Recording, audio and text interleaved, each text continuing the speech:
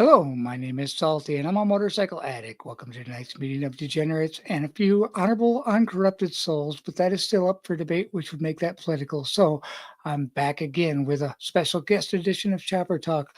Let off that throttle, pull in that clutch, put on the brake, and sit back and relax while we talk. Look at what I conjured up on a two-wheel fun. From within the Badger set, a different type of hole. Don't forget this off season. Please remember those of us riders suffering through winter with PMS, parked motorcycle syndrome. Our bikes suffer too. I'm still trying to convince my wife motorcycles are a good financial investment. She doesn't agree, but I may have conjured up a way that she may be somewhat of agreement of it on the aspects of choppers. I will not forget to unrestrain her and ask later if she is still more sociable mood. If not, I'm willing to trade one basket case for another. Maybe you'll have better luck with her than I do. Let's sit back and talk about motorcycles. The lifestyle is all about the adventure. Most of all, remember, chopping ain't easy. If I wanted to ride something easy, I would have called your girlfriend. This special guest edition of Salty Badger's Chopper Talk Tales from the Road is coming to you live through StreamYard on YouTube from the Badger set and streaming to you on Spotify, Apple Podcasts, and all the popular streaming platforms. Moderators, please control the trolls and engage upon with politeness and positively with an added dash of sarcasm and ill-mannered humor to enlighten the rest of the inhabitants of the chat. If that troll makes the choice to re-engage the moderator or myself, it is his choice to carry on or terminate. If that is directed at another person or a member of the chat, or if that person is not present, or if it is a statement is vulgar or threatening to terminate. Otherwise, try to de-escalate before dropping the hammer. These are the rules of engagement. Without further ado, let's get chopping. See what this episode of Salty Badger's Chopper Talk Tales from the Road takes us. That guest is backstage. I don't want to keep him back there any longer, so we will start this evening off. Tonight's special guest on Salty Badger's Chopper Talk Tales from the Road is Duke Butler, chopper builder and motorcycle enthusiast. Join me as I learn more about his journey on two wheels.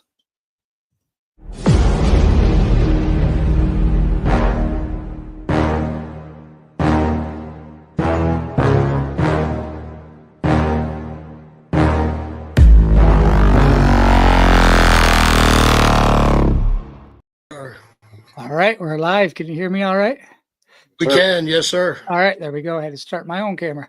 All right. Yep. Thanks for coming on, guys. Appreciate your time. Everything. Thank you for having us. Busy breaking into your evening, so we'll start it off with that first question, and that first question is going to be the when was your first memorable motorcycle experience? For me, it was growing up when riding dirt bikes. I think that was it. As a kid, we had a neighbor who had a bunch of dirt bikes. His dad would fix them, and we just go ripping around in the woods.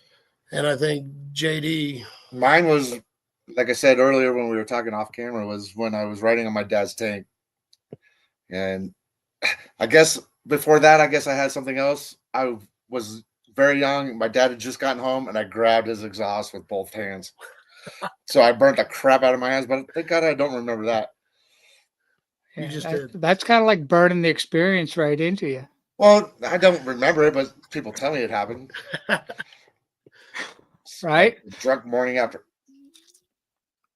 Yeah, so that's a huge thing, and then right. But yeah, I mean that we all have dirt bikes is a good place to start too because it doesn't hurt as bad when you fall off in the dirt as it does when you fall off on the concrete. But which happens. Yes. Yep.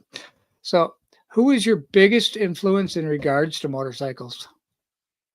I think for me, it's Indian Larry, obviously, from a chopper standpoint. Like he was sort of, one of the icons. And then, Evel Knievel.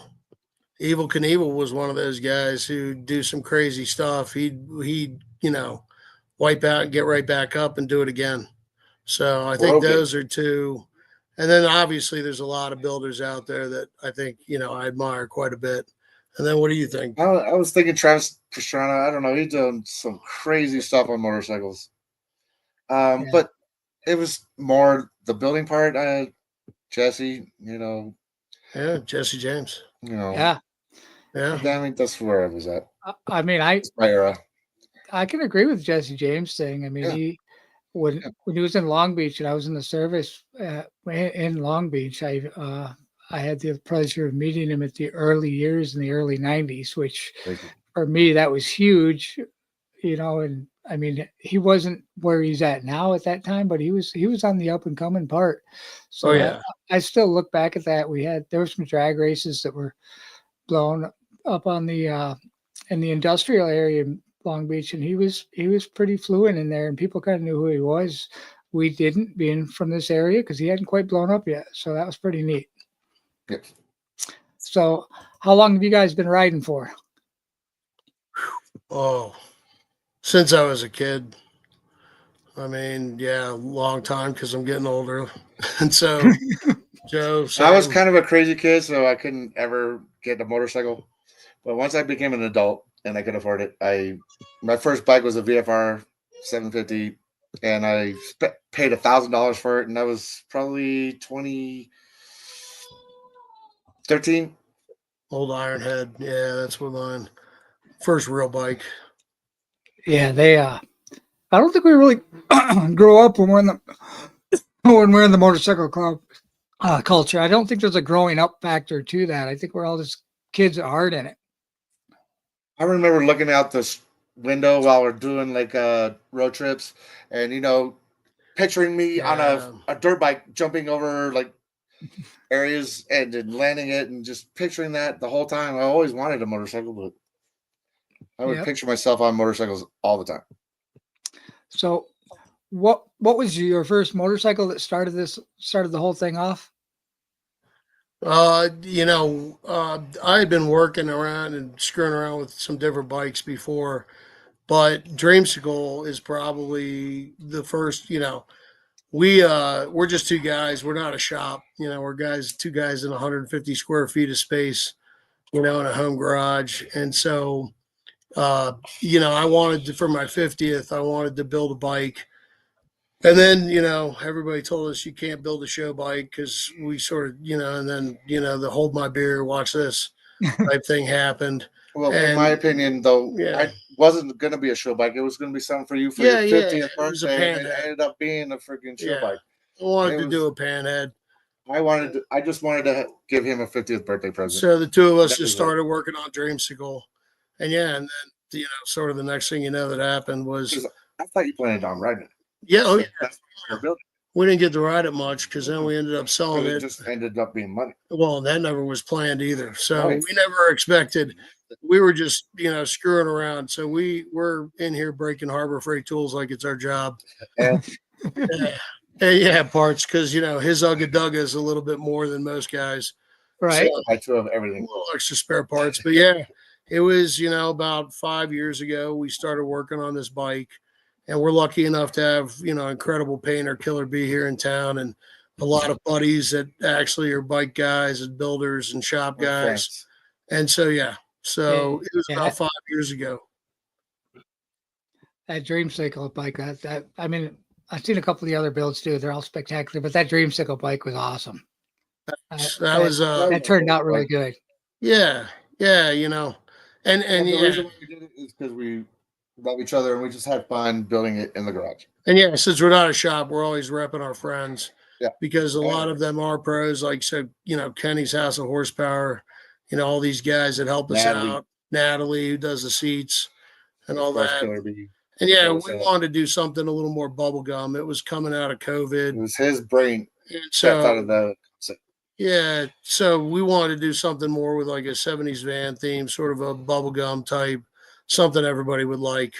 Yeah, because again, it started with just, a build for me, and then it sort of ended up, as a show bike, I guess you'd call it. Creating the emotion when people see it. Because That's they could feel the love that went into it when we built it.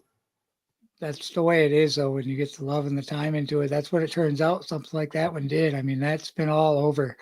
I see it all over social media and just everywhere. So Especially Yeah. when it's your friends that are helping you and they're just doing it because they love you too. It's That's- fun. Love is everywhere about it. It's fun. Yep. That's why I think it turned out so well. Chopper community. yes. So I guess that means you said about 5 years ago. So my next question was, how long have you been building bikes for? And Okay, that was our first bike, So or mine anyway. no, it was the first bike we did together. We finished the 69 Shovelhead behind us, this Black Mamba bike. We've got a few more in the queue. And I'd been, working and fooling around with some old Triumph, some bobbers and stuff like that. So it's been, I don't know, a decade or so, that we've been actually working on the bikes. But that's about it. that's awesome. That is awesome. So the um, do you guys have done other builds too besides choppers like baggers or anything? You just answered the outside of Harley. So, or do you mainly stick to the choppers and stuff? Yeah, I've always been a chopper kid. I grew up, that was always the thing I loved more than anything else for all the builds. I started riding dirt bikes, but then it was always choppers. And then that's why the Triumphs, bobbed them out and sort of cut them up. And those were always easy to work on. And then, I have done a straight Steve McQueen, Triumph as well. So, a desert bike. And so, and you never know. I have a bagger. And he has a bagger. But guess what? There's something about a bike that has no turn signals, no front brake, no mirrors on it, and no speedometer. I love it. Yeah, definitely. I was just telling somebody the other day, why real choppers don't have odometers on them? Because they don't speed. They can't. Yeah, for the old Ford. That's speeds. Or odometer. You're right, miles. It's because when the choppers start doing chopper things, you just count the steps. There you go. Yeah. No, that's how most of my bikes are. Yeah, I like that. No speedo, no turn signals. The basics and the fact that we use older motors is even. We like the older motors to keep the history alive. So do your builds stick to the original plan from start to finish, or does it kind of build itself as it goes? It always starts with a drawing. We do a little bit of loose math, and then I'll usually sketch something up, and we sort of go with a theme. And then, a lot of the times we build them up around the motor, and then they evolve because, we include all of our buddies. And so a lot of them have good ideas. And we'll be sitting here having beers at night and be like, you know what, this might look good. This might be amazing. We'll have a conversation about it and we'll just do it. We'll tweak things, but just change it. Starts with a rough sketch, starts with a rough plan and the idea. But at that point, it's just from where it goes, it just goes. Accent stuff at that point. The main build is all about the drawing, but the accent stuff we always are trying to make it better and attention to detail. Yep. So what is your favorite part of the build? My favorite part is I get to do it with my best friend. I agree. I think it's the fact that we get to do this together. We both have full-time jobs and we just sit here in the evenings and monkey around. And so I think that, and then I do have to say, one of my favorite parts though is the paint is when we, I've got an opinion on who I think my two favorite painters are.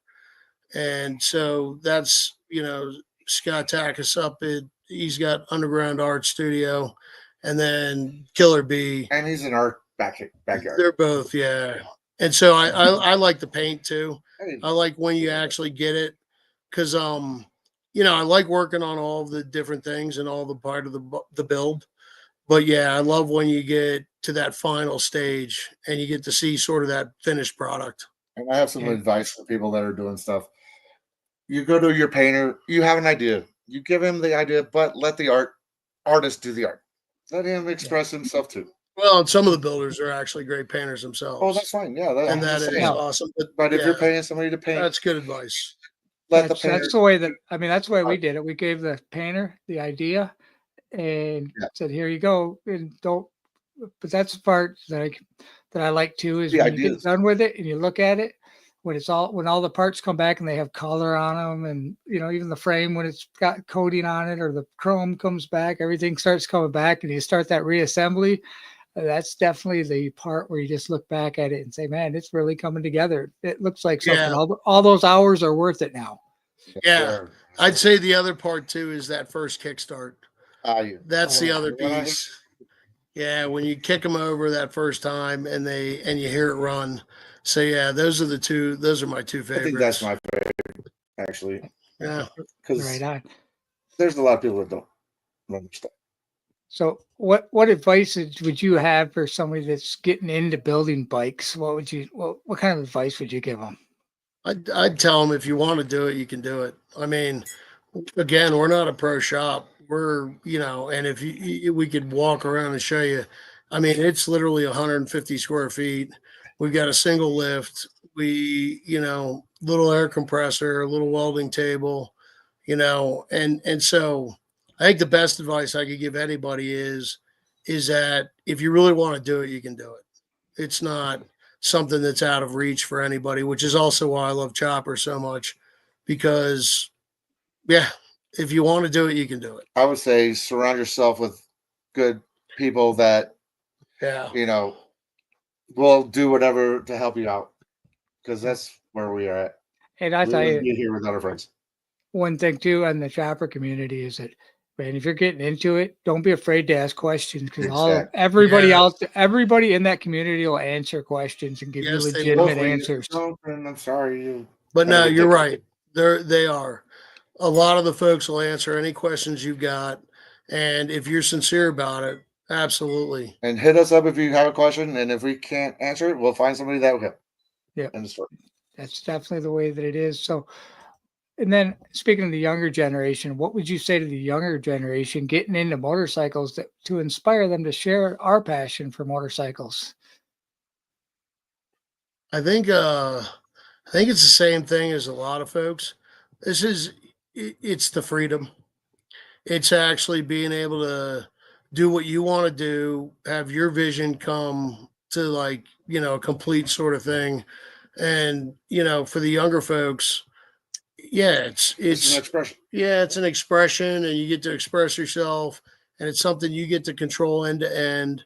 And, if you do start it, just keep grinding away. And it's going to be unique to you, and Yeah. you know what, you'll have a one of a kind motorcycle because it's built. Choppers, and yeah, or even For if you. it's not, but yeah, it's your a idea. unique, it's one of a kind. Even if you do something like a different exhaust or something that just whatever, it's your And again, like you said, expression. yeah, and everybody will answer questions. If you need Should. help, or They should. if there's something you need help with, a lot of the folks are going to be really willing to help. So Nice. So, what's your personal highlight from last year's season? What? I'm sorry. last year's season. So what was the big personal. highlight? Sorry. I think Sorry about that. That's my phone. Important. And Sorry. so yeah, kill that. Yeah, thank you. And so Thank you, Shane. I think last year was we ended the year, and since we're not a shop, we were doing this for ourselves and just sort of having fun. I think ending up on the cover of a magazine is probably, there was the Spirit of Sturgis Award. There was a few of these different things. And I think the fact is we set out just to build a bike and do it for ourselves, for fun. I think And ending up on the cover of a magazine is pretty crazy. Sorry. That's just epic. Yeah. We didn't ask for it. We didn't expect that. We grew up around Easy Riders, and it won its way onto the cover. So it wasn't like, who or anything like that. So yeah, I think getting to meet a lot of the people too over the past year. I think actually getting to meet some of these builders and some of the up and coming guys that I've really always admired. And people that are still too that are, but just really nice people that accepted us, and we're like friends now. That's probably the best part is we're now friends with Andy Boyd, Brock Bridges, and Randy, Cycle Showcase, and all that. All their friends. Yourself, your son. Yeah, you. Come on, dude. Yep. I think that's really been the best part is actually getting to meet more of the community. Yes, getting out there in the community, getting realized what's going on. Yeah, Nice, cool people. So I mean, the magazine cover is a pretty big one. That's probably going to answer this next question too. What would you say is your damn I did this moment? I think it was I think I think it was Dream School at the Colorado Motorcycle Expo. We went into, we had never entered a show, we had never done anything like that. And there was a bunch of really beautiful bikes there. And, Props, paper. and yeah, Ryan friggin' Gore, all these guys. I mean, there was bikes that were our favorite bikes there at the show. And expecting second place. we didn't expect At least. anything. And At so least. winning a best of show was a really, well, yeah, I don't even think. Second place, please. And and actually Ryan Gore is a good example too. He said something to me that was interesting, because if you are, and I guess this is for the younger generation too, if you're going to do shows, second place, I mean, doing the show is the big part of it. That's the big step. And it's not, about winning. It's, I've heard guys that are famous builders that have said, I got a garage full of second place trophies, and I'll never forget that. And so for us, I think that oh damn moment for us was, going to a show and ended up winning a show, which was not what we even set out to do, but was, oh damn moment. Yeah. But I think our point is we will talk to everybody and let them feel what we felt when we were building it. We'll put kids on our motorcycle. We let people interact with it, and do it. Just regular people walking around and letting them tell us how much they appreciate our work. And what? That's a good point. The oh damn moment, I guess, would be this: is that people actually wanted to see what we built. And so that, I think, is it. It's not even winning the show or anything else. It's the fact that, you actually, people want to see what you did and they want to talk to you about it. And again, goes back to your earlier question about the younger generation. It's, it's about just doing it. So. Yep. So would you say that the chopper crowd is different than the rest of the motorcycle community, and how? Yes, in a good way. I think everybody, a lot of the times you see a lot of the folks rally around, and particularly choppers, because, that's what we do, is we sort of build sketchy choppers. And, it's not uncommon for me to, be broken down on the side of the road or something. And a lot of the guys will stop. They'll wait with you. They'll hang out. They'll give you advice. They'll help. They'll try and sort of help fix things. And I think, the motorcycle community as a whole is great. And I think it's beautiful that everybody loves riding bikes. I think the chopper community is more of that group of, sort of artists, I guess. Right. So. And we just appreciate everybody's bike. Yeah, and they love everything. They love everything. Doesn't matter. Everybody's bike is an expression of themselves. Yeah. Don't poo-poo that. We love to see the individual freaking chopped Hondas, chopped Triumphs, Harleys. So somebody's bagger that looks different that they feel about. Like, we'd love to. Communities are different, but they're also the ones that I think typically love all motorcycles. Right. Yeah. So, what in your eyes defines a chopper? Basically a hand-built art piece. I don't know, or not even an art piece. Something that's hand-built, however you want. Yeah, I think it's and I'm sure you get all kinds of different answers on this. It's got to be chopped. It's got to be, everything. I think typically, like, a lot of the choppers are the ground up. A lot of folks, they build them ground up. You got a lot of guys in the community that do everything themselves. I think a chopper, in my mind, is it's definitely it's hands-on. It's just something that somebody really put the time into. It's hands-on, and they really did something on, with their own hands. It's not, and there's nothing wrong with off-the-line bikes because of, it's all motorcycles, but the choppers are, typically hands-on. And like we said, it was art. It's art. Yeah. Yeah. So Even if they're rusty as heck, they're still art. Yeah, and that's the beautiful thing about a chopper, right? Doesn't have to be a show bike. I No. think that's the thing, And these guys, I mean, a bunch of these guys, they ride them, Right. So they put their time in, they build them, they ride them. So right yeah, on. Well, what would you say the chopper scene is making a comeback? I hope so. I hope Because it would be a so. lost art if it disappeared. And I think it is. I think everything goes in cycles. It's Yeah. like everything else. Right. And in the motorcycle world, I think choppers, though, well, they've never gone away. They've always been there. They've always And been lurking. yeah, you can always go back to all these, old, Marlon Brando movies and like Easy Rider and things like that. And they do. Sometimes, they, sort of hit a peak. It cycles.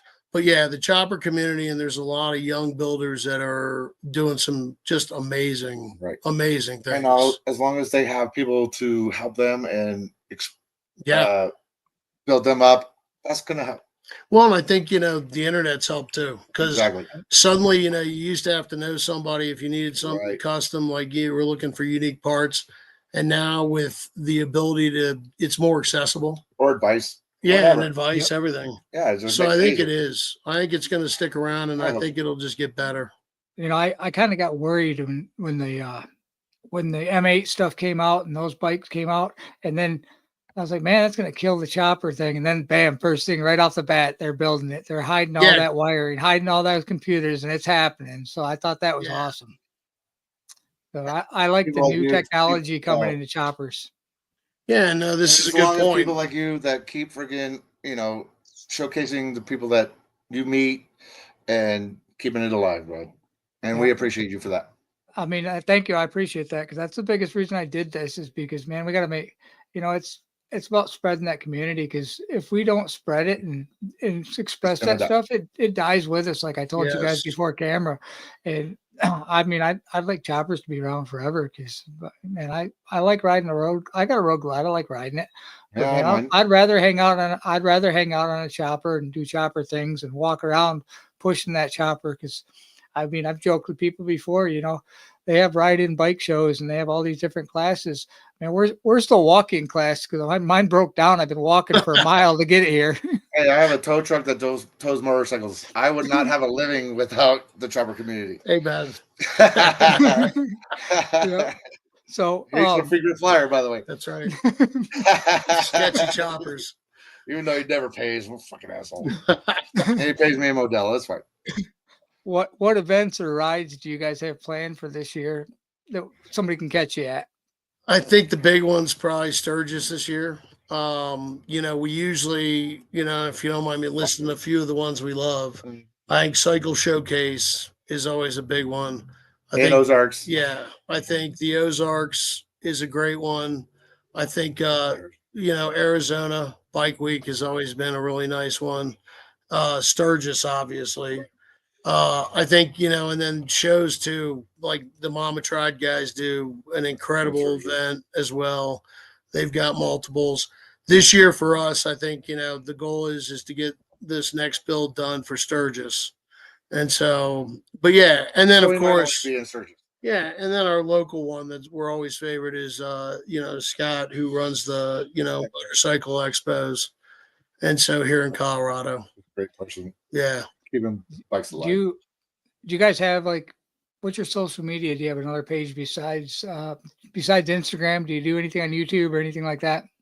No, so no YouTube. And then Joe dropped out of social media because he got sick of it. And so the Butler Gang is the main page. And I think like we were talking about earlier off camera, it was never meant to be like a social media thing. It was really more started because it's really nowadays it's the photo album that we used to have as kids.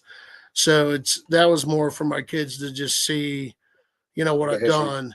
And then we do typically when I do a bike now, if we're, attempting a show bike, we'll typically do an account for the bike.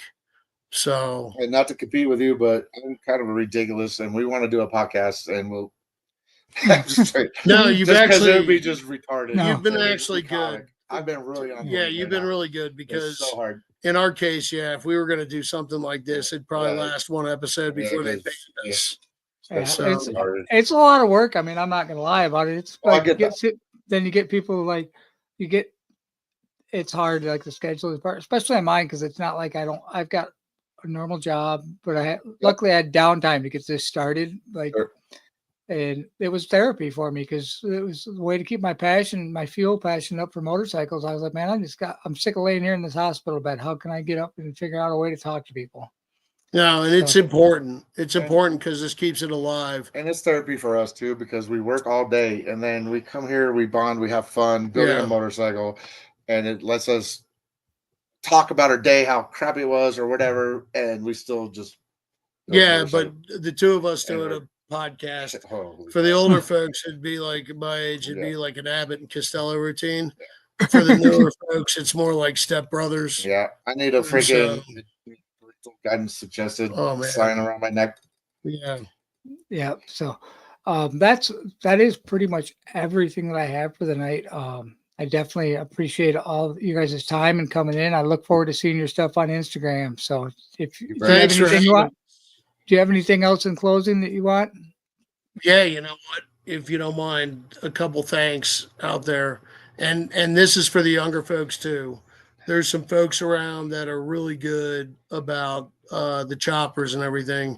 And so, Ryan Gore, Paper Street Right. Customs, That was sad. Natalie Tafoya, Soul Mama on Instagram, Devil's Head Choppers, Brando has always been there, Lou, Palmer Lake V Twin, and Kenny, and Kenny, of course, one of the best motor guys that is around. And, and he races and drags his own bikes. And so there's a lot more folks that we're forgetting, but, for a couple of the folks that are out there, being yeah, the blacktop chopper guys and all these guys. And then actually, you know what? Here locally, Arlen. Yeah, Two Wheelers Motorcycle Shop, which is in Sturgis in Colorado. Yeah. B, Killer B, Yeah. Shane. And so, yeah. I wouldn't be able to do my work because I wouldn't have beers if he didn't. And so I think if anybody's looking and they want to do these things, there's a couple names of folks that have always helped us and that have some incredible work, and they'll help people out, and they've got parts and paint and all these things. Choppers. And that's where it should be. So That's awesome. That's awesome. So, well, you guys get back to building them killer choppers, man.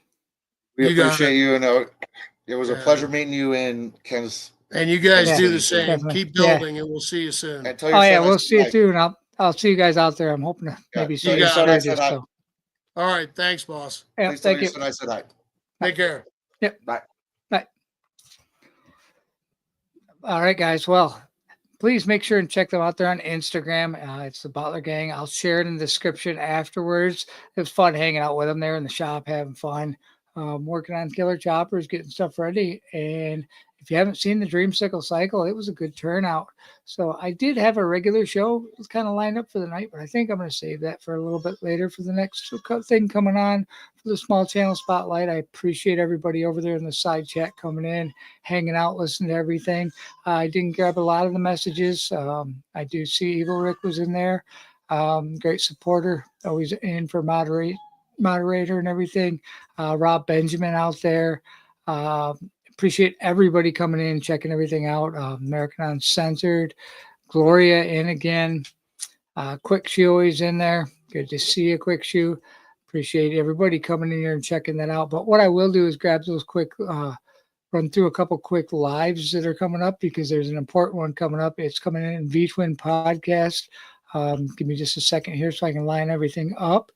I will be on V-Twin Podcast live tonight at let's see where I saved that at. Give me 2 seconds here. So I will be on the V-Twin podcast this evening, so I can get over there and get you guys like to see over there supporting that. It's milepost 148. And it's in the side chat. So you guys have a good night, and we will see you later. I'm going to run that outro.